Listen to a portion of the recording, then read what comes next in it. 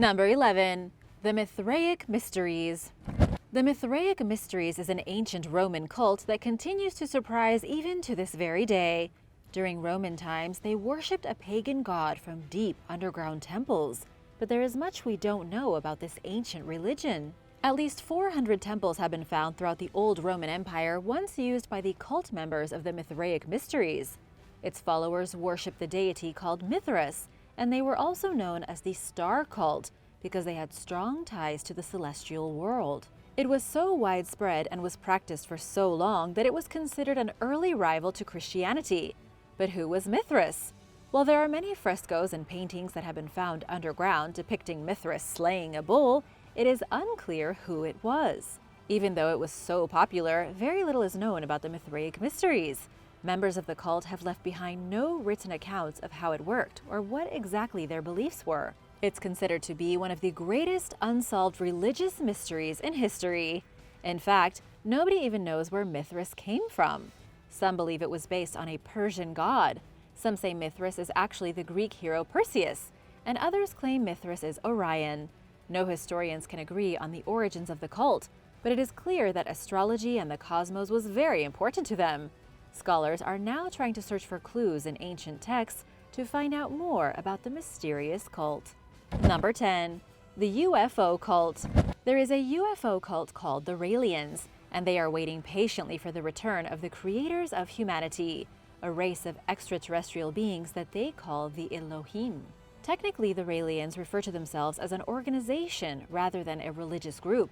According to the president of the North American Raelians, they already have 130,000 members distributed through 80 countries. They don't believe in God and instead think that human beings were created by aliens inside a laboratory in space and then deposited on the planet as a type of experiment. Their prophet is Claude Vorilhon, a guy who used to be a journalist and even a race car driver, and he founded the organization after experiencing an alien encounter about 40 years ago. The organization that he started is dedicated, according to him, to science and pleasure. Interesting combo, right? They consider themselves sexually liberated, and this has helped them to recruit new members all across the globe. There have been some very interesting claims coming from the Raelians. A few years ago, they said that they had managed to successfully clone human babies. They also use a strange symbol that has been the source of much controversy. Their symbol is the swastika combined with the Star of David, both symbols coming from very different ideals. But what do the Raelians want? They say that their central goal is to create a legitimate embassy near Jerusalem so that they can welcome back the race of space aliens when they return to Earth, which will happen any day now. Number 9. The Family. Anne Hamilton Byrne was the leader of one of the sickest cults in Australian history. While she seemed relatively normal on the outside, able to play the harp and a fan of singing soprano, she was also kind of insane. People thought of her as quite lovely with her light blonde hair, but good looks doesn't deter from the fact that she was also the leader of the Family, the most notorious doomsday cult from the Australian 1960s. She claimed that she was Jesus reborn as a woman, and she also claimed that she had power in her eyes that she could use to enslave people with a single glance. What makes Anne so interesting is that she's one of the few female cult leaders in history, and her gender didn't stop her from being one of the most brutal either.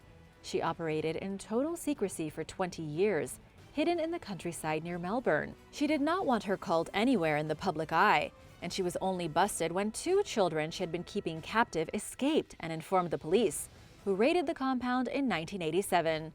After the raid, it came to light that Anne had collected 28 children that she used as her playthings, dressing them in identical clothing and bleaching their hair to platinum. And to keep the kids under control, she beat them, starved them, and tortured them. But what was Anne's goal? She wanted power over others beyond anything. She preached everything she could to get it, including a hodgepodge of Christianity, apocalyptic prophecy, and mysticism. She also forced her followers to dose themselves with dangerous levels of LSD. And in the end, all she really did was abuse children and revel in her power before she was caught, given a $5,000 fine, and then let go. According to The Guardian, she is still alive today and is almost 100 years old, but has been confined for nearly 15 years in a nursing home with dementia. Number 8. The Eleusinian Mysteries. The Eleusinian Mysteries were secretive rituals practiced by a bizarre cult that lasted nearly 2,000 years, about the same amount of time that Christianity has been around. The Eleusinian Mysteries were practiced by the Greeks.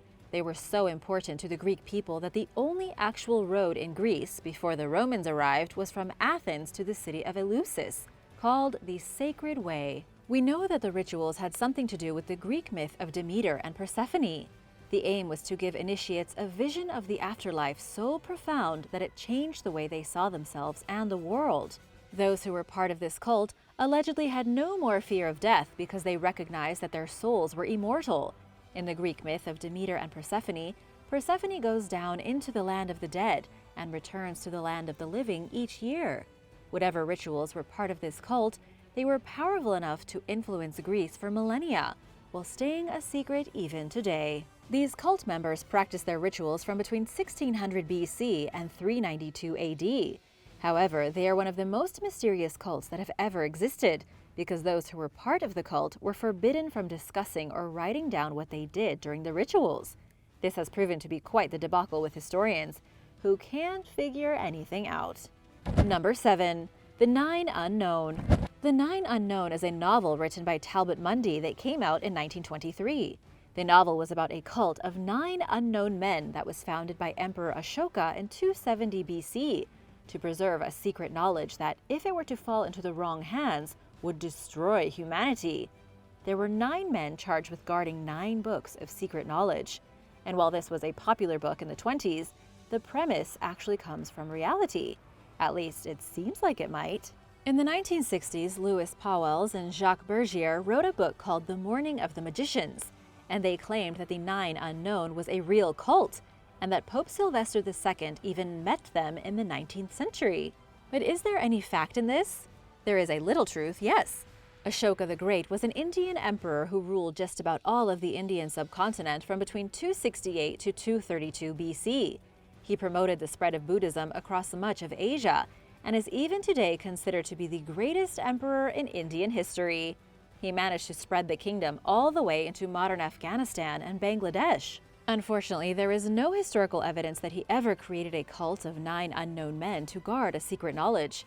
But then again, if he had created one of the most secret societies in history, there wouldn't be any evidence of it, would there? Number 6. The Blackburn Cult. The Blackburn Cult may just be responsible for the deaths of several different people. They may have also gotten away with these murders. One of the murders was of a young disciple who was baked alive to try and cure her of a blood disease. The group was charged with manslaughter but never prosecuted, and so they pretty much just got away with it. The cult was started in 1922 by May Otis Blackburn. This happened in Los Angeles, though Blackburn quickly formed a retreat in the Simi Valley. Blackburn claimed that she received revelations from angels and that she was in charge of the Archangel Gabriel. It was Blackburn's job to write books that would reveal the mysteries of life and death. But things got weird quickly. There were animal sacrifices, sex scandals, and a very strange attempt to resurrect a dead 16-year-old girl. Police actually discovered the body of the young girl underneath the residence of her parents, who happened to be in the cult. Around the dead body were 7 rotting puppy corpses. The girl's parents eventually admitted to the police that Blackburn had convinced them to put her under the house with the dead dogs as part of a resurrection ceremony. Unfortunately for the parents, it didn't work. Other than believing in using puppy corpses in attempted resurrections or baking as a means of curing diseases, the cult mainly stole things. In 1929, the leaders of the group were indicted for grand theft, and Blackburn was imprisoned for stealing $40,000. After she went to jail, her unusual cult collapsed. Number 5. The Brethren of Purity. This group remains utterly mysterious. To this day, no one really knows what they did, or still do. The group was made in the 8th century, and it is distinctly a Muslim society. According to some, the group is a devout believer of Shi'ism, which is a branch of Muslim faith where the Prophet Muhammad's son-in-law, Ali, is the real successor to the throne. The group began in Barsa before it became Iraq, and was apparently formed by a group of philosophers. They were so in tune with their beliefs that they wrote epistles of the Brethren of Purity. And here's where things get a little weird, for despite the society being known and confirmed in regards to the book and certain other things, no confirmed members have ever been recorded. Because of that, It's actually unknown whether this group died out in one form or another, or whether they are still around today. One thing that is known, however, is that they had a distinct schedule as to where and when they would meet. They would meet at the beginning of the month, where they apparently just gave speeches and talked to one another. In the middle of the month, they would come together to gaze at the stars and discuss the cosmos. And at the end of the month, they would meet to recite hymns. The fact that we don't know all that much about the Brethren of Purity is likely why its name persists to this day. We don't know who they are or what they're doing. Number 4. Heaven's Gate. Heaven's Gate was a notorious cult and one of the most devastating. The leader was Marshall Applewhite, who persuaded a group of 20 people from Oregon in 1975 to abandon their families and move to Colorado. He promised that an alien spacecraft would take them to the kingdom of heaven. He explained to his followers that the human body was nothing but a container that could be abandoned for a more realistic existence. But when the spaceship didn't arrive, members began leaving, and by 1985, the cult was over. Marshall resurfaced in the 1990s, and by 1996 had acquired a large home in Rancho Santa Fe and recruited a brand new following. He had his male members castrated, and he told people that the comet Hale-Bopp, which was on its way around the sun at the time, would herald the arrival of an alien spacecraft that would take them to a higher existence. In March of 1997, when the comet drew closest to Earth, Marshall and 38 of his followers drank cocktails of vodka and phenobarbital. They then laid down and waited to leave their bodies and be beamed up to the spacecraft. Shortly later, the police discovered the bodies of 21 women and 18 men lying in dark clothes and Nike sneakers inside Marshall's house. All of them were dead. Number 3. The Lord of Our Righteousness Church. Wayne Bent is the Messiah and leader of the Lord of Our Righteousness Church. He was also sentenced in 2008 to spend 10 years in prison for having criminal contact with a minor, as well as contributing to the delinquency of a minor. The girl in question was 16 years old, and the cult leader claimed during his trial that it was not inappropriate at all what they did because it all had to do with spiritual healing. But according to the prosecutors, Wayne was caught doing bad things with the teenager and her sister of only 14 on more than one occasion. During the trial, both girls insisted that nothing else happened, but that didn't stop the court from sentencing this guy to 10 years in jail. Unfortunately for the public, he only did 8 of those years as he was released in 2016 at 74 years old so that he could undergo surgery. Now that you know how the cult ended, let's go back to how it started. The young girls were part of Wayne's New Mexico cult, which he founded in 1987. The cult really didn't seem to do much other than worship Wayne as the Messiah, after he convinced his roughly 80 followers that he was the embodiment of God. They thought that they would be lifted up to heaven on Judgment Day. But that Judgment Day continuously came and went and nothing ever happened. And all the while, Wayne, their holy leader, was using his position to gain access to minors. Number 2. The Cargo Cults. Cargo cults are an extremely unusual phenomenon that actually occurred more than once in different places. In 1946, Australian government workers patrolling the Central Highlands of New Guinea discovered that the primitive people who were still living there as if it were the Stone Age were in the throes of religious excitement. As it turned out, these people had a peculiar prophecy. The prophecy said that when white people arrived in their world would end. When the natives saw the white Australians, they thought their prophecy was fulfilled, and they went on to butcher all of their pigs. They killed the pigs because they believed that 3 days of darkness would engulf them, and great pigs would appear from the sky. They needed to have enough food and other necessities to wait out a great event, which would change their skin from black to white and end the world. But of course, this didn't really happen. And this kind of thing isn't as rare as you might think. The scant contact with colonial civilizations in the 20th century resulted in a plethora of cargo cults throughout Melanesia, places like New Guinea, the Solomon Islands, and Fiji. Cargo cults adopted a belief system based on technologies that were found because of World War II. Things like pieces of tech on dead soldiers and airdrops, or things traded by patrolling soldiers. When the soldiers were gone, the local people worshipped their technologies and formed cults around them, thinking that one day they would return and bring with them cargo. They often believed the cargo was created by magic from some deity. All sorts of strange myths sprouted around the first interactions with foreigners and the strange gifts they brought, such as the world-ending prophecy in New Guinea. Number 1. Birdman Cult.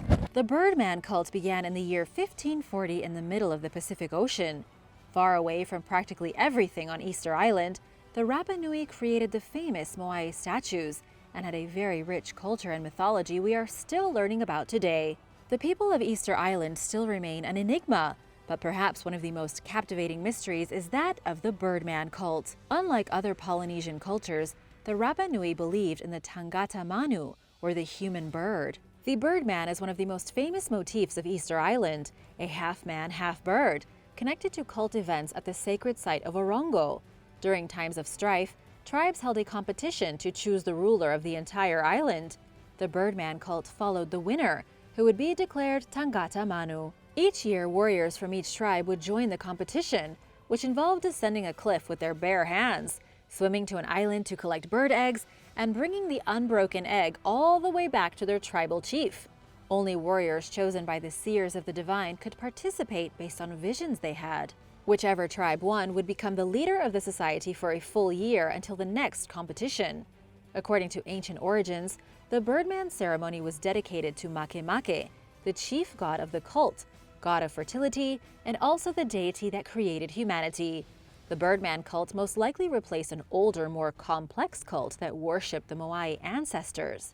The Moai are the enormous iconic statues of Easter Island, but it is still a mystery why this much more complicated belief system was replaced with the simpler Birdman cult. When Europeans arrived to Easter Island, there was already much unrest between the tribes and the natural resources were severely depleted.